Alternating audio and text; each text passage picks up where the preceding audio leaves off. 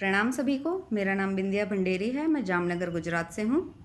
2006 में मैंने देव संस्कृति विश्वविद्यालय से मानवीय चेतना एवं योग विज्ञान का कोर्स किया था। जब पहली बार एडमिशन मिला तो काफ़ी सारी शंकाएं थी, कुछ डर था मन में कि हम कैसे रहेंगे। पहली बार आई थी तो मन में थोड़ा सा डर भी था, पर डॉक्टर साहब जी का इतना स्नेह मिला, इतना प्यार मिला कि कभी माता पिता की दूरी महसूस ही नहीं हुई। लगा कि जैसे वो हमेशा हमारे साथ हैं। अपने बच्चों की तरह उन्होंने हमारा ध्यान रखा। एक वाक़या मुझे याद है, जब डॉक्टर साहब का जन्मदिन था। काली चौदस का दिन डॉक्टर साहब का जन्मदिन मनाया जाता है। मैंने एक चार्ट पेपर लिया बड़ा सा, उसमें मैंने स्वामी विवेकानंद का चित्र ड्रॉ किया और उसमें मैंने एक रात को बैठ के कविता लिखी। आधी रात तक मैं उस चार्ट पेपर पे पूरा अपना ड्राइंग करती रही, पूरा कविता लिखा बैठ के मैंने। और दूसरे दिन सुबह अपनी सारी दोस्तों के साथ मिलकर, सारी लड़कियों के साथ मिलकर उसमें सबके सिग्नेचर्स लेके हम डॉक्टर साहब के पास गए, हमारी वार्डन के साथ। डॉक्टर साहब को हमने वो बर्थडे कार्ड के थ्रू विश किया। डॉक्टर साहब बड़े खुश हुए कि तू मेरे लिए कविता लिख के लाई है। मैंने कहा कि हाँ, बस कोशिश की है। मुझे आप विवेकानंद जैसे लगते हैं, मैं आपके अंदर स्वामी विवेकानंद की छवि को देखती हूँ, इसलिए मैंने ये एक छोटा सा प्रयत्न किया है। उनको बड़ा अच्छा लगा। उतने काफ़ी साल बीत गए।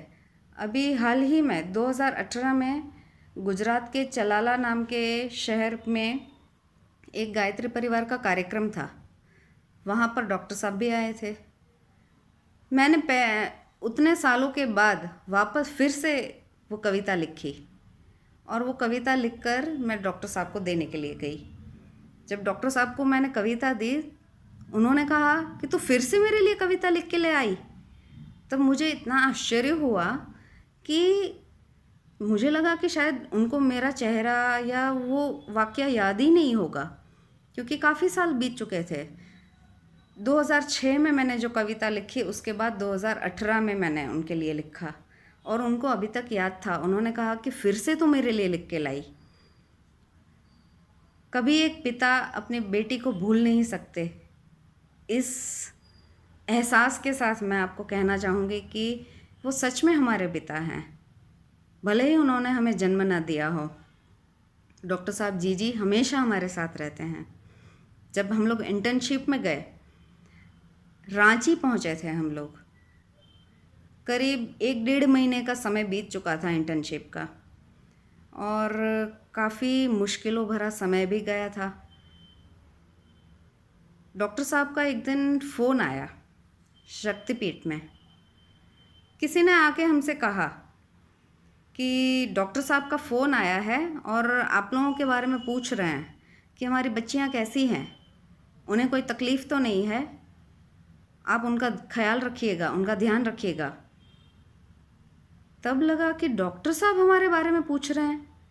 मतलब उनको इतने सारे बच्चे वहाँ पे विश्वविद्यालय में पढ़ते हैं, उनको कैसे पता कि हम लोग कहाँ हैं। फिर भी उन्होंने शक्तिपीठ में कॉल करके पता किया कि हम लोग कहाँ हैं, क्या कर रहे हैं, हमें क्या क्या प्रॉब्लम्स हो रही हैं, और उन्होंने शक्तिपीठ के कार्यकर्ताओं से हमारा ध्यान रखने के लिए कहा, हमें कोई प्रॉब्लम ना हो उसके लिए हमें हेल्प करने के लिए कहा। ये सच में एक पिता ही कर सकते हैं। मैं अपने पूरे मन से ये कहना चाहूँगी कि डॉक्टर साहब जैसा पिता शायद ही किसी को मिल सकता है। हमारे श्रद्धेय, हमारे प्यारे डॉक्टर साहब विश्व के सबसे बेस्ट कुलाधिपति हैं, बेस्ट पिता हैं, बेस्ट गुरु हैं। वी लव यू डॉक्टर साहब।